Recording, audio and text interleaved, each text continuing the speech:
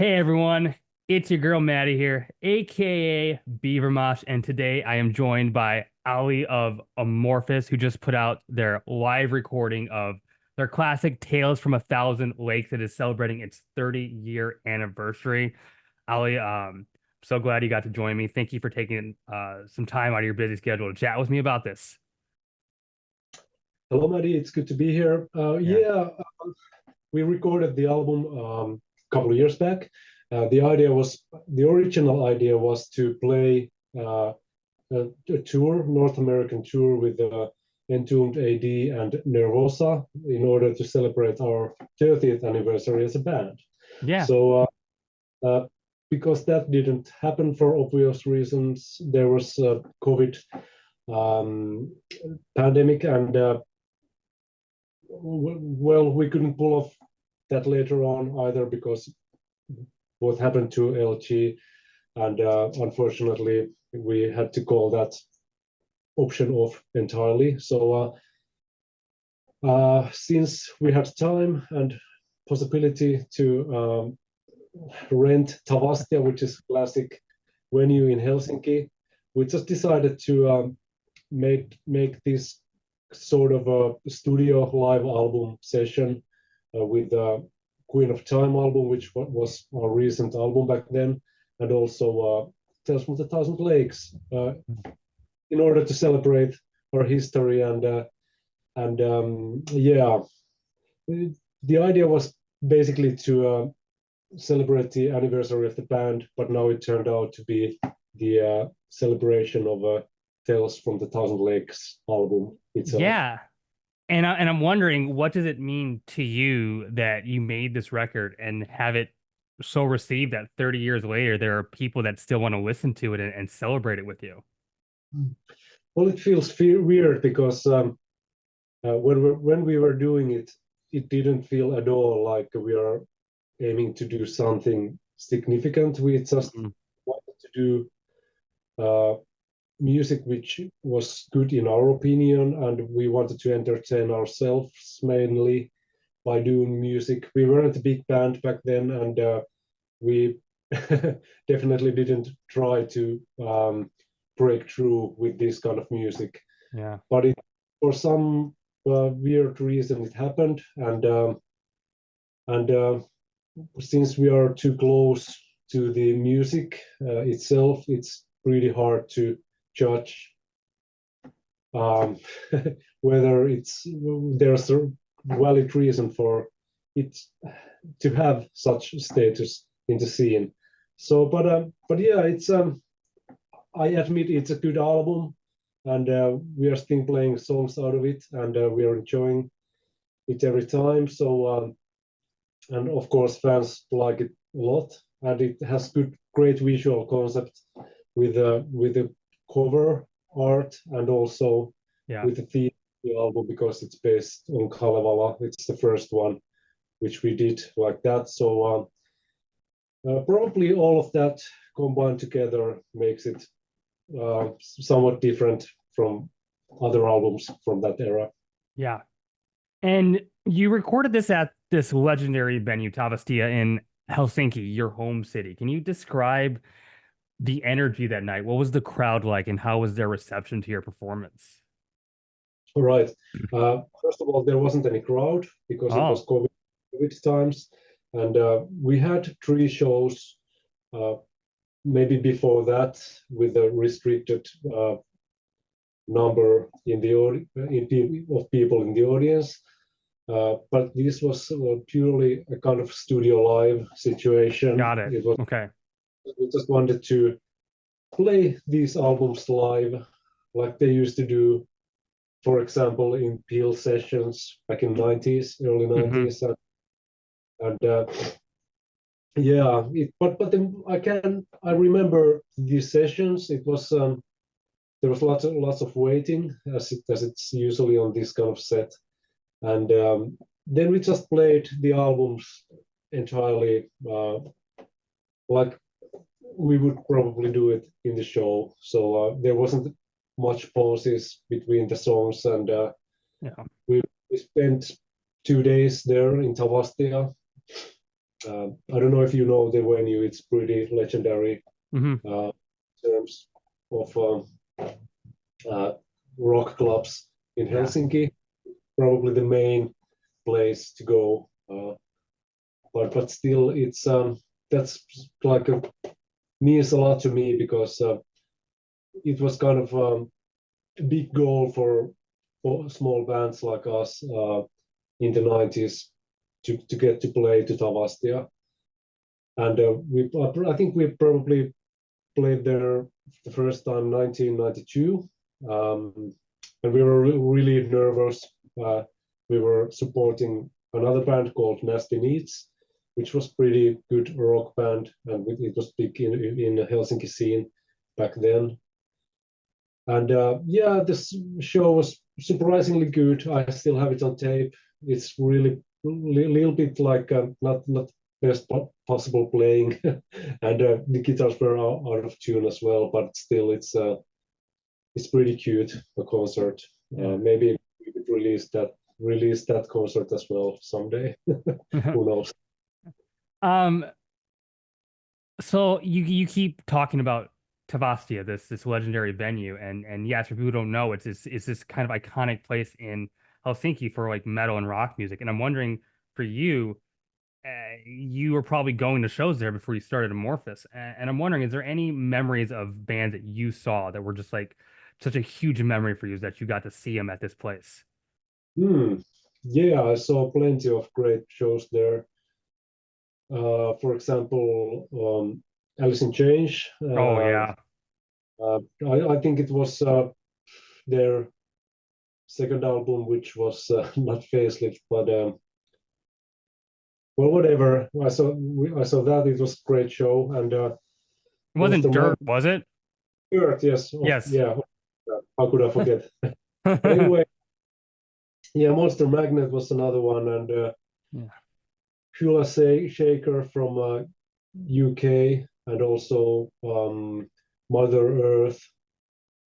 I think Corduroy played there as well. It was an acid jazz band from the UK, and Mhm. yeah, I think Black Rose played there. I didn't see that, but I heard it was a great show. Jamiroquai played there, and also a bunch of metal bands. But I think metal bands played mainly in more underground places. Tavastia was kind of high-end place already back then, Mhm. and it was only in the mid '90s when metal bands really started to play there too, because Yeah. metal bands kind of made it to mainstream around those times. So it wasn't an underground place, but it was kind of classic rock club. Sure. Yeah, yeah. Sure. Um, well, fans not only can pick up, the live recording on LP and listen to it, but there is also a video recording. People can watch this. And I'm wondering how much of a project, how much of an undertaking was it to get this professionally shot, at different angles, different, just kind of really find a way to like professionally capture this. Well, we had a pretty big production team on site. I could personally cannot tell that much because I'm not a manager and I'm not managing that stuff. I didn't even know those people. It was full of lightning guys and like camera persons, but still, yeah, it was kind of big production, and then our um, tour manager Miro mixed it. He's a sound engineer as well, and he did a splendid job with it. He's been mixing our live albums before. We have recorded a couple albums from Helsinki Ice Hall, and also this Queen of Time live album, which we released before. So he did those, and he's really professional dude. Um, I don't have much to say about it because we just had the ready master from the management, and they thought like, okay, guys, this is the live album, and Yeah. there was not much to say about it. So Is it much different than say shooting a music video, or is it a completely different type of experience? Well, this was more hectic and more like a rapid thing. Yeah. With music videos, we usually concentrate on just one song for one day. We are probably standing in the middle of the snow in the woods and freezing like hell, and we are staying there for maybe 9 hours or so. Yeah.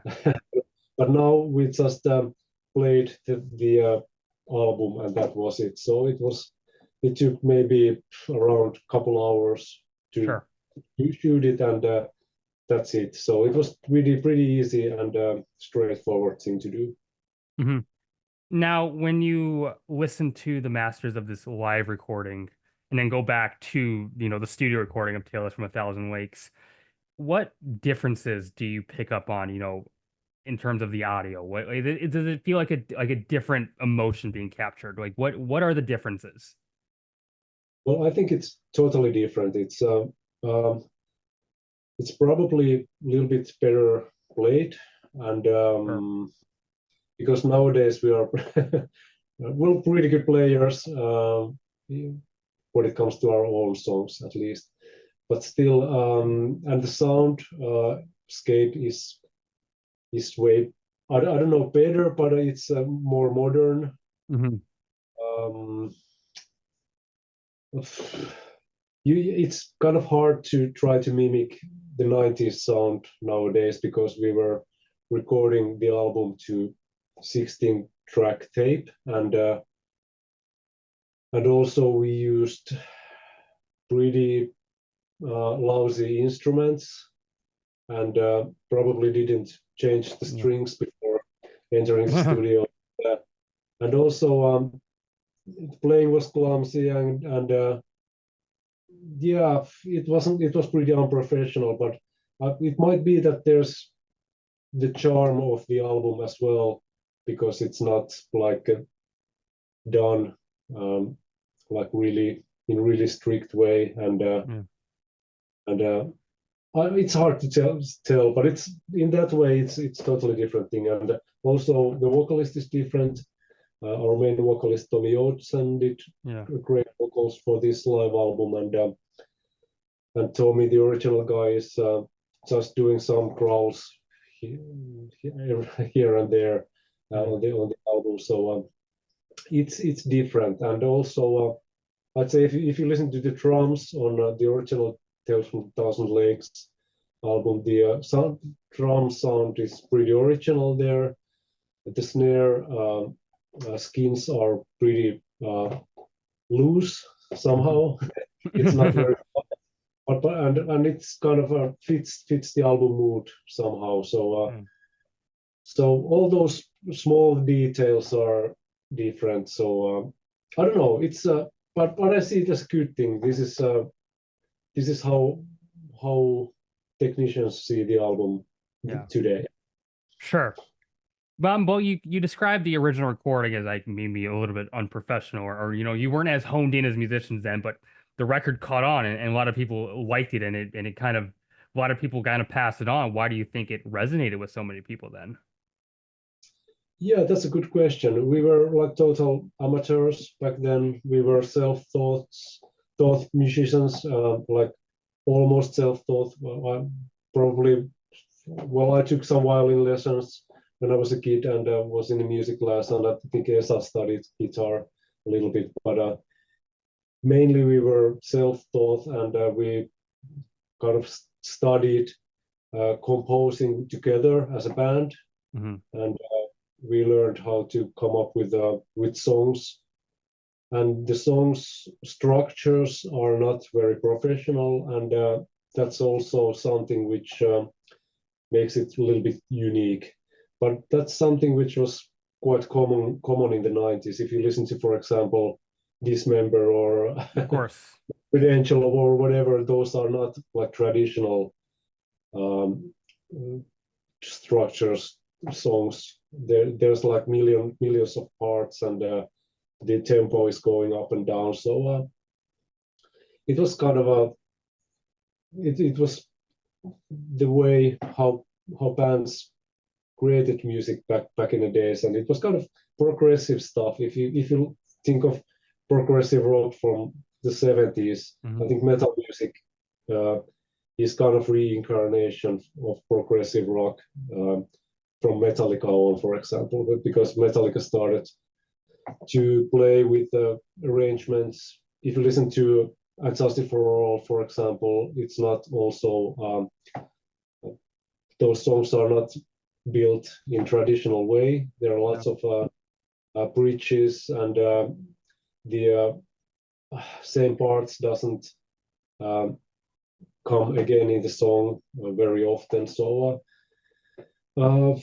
yeah, that's just I think 90s and 80s, they were like pretty fruitful eras for music in general, and it's kind of a, I don't know, it might be pretty hard to overcome that kind of a songwriting in rock music nowadays.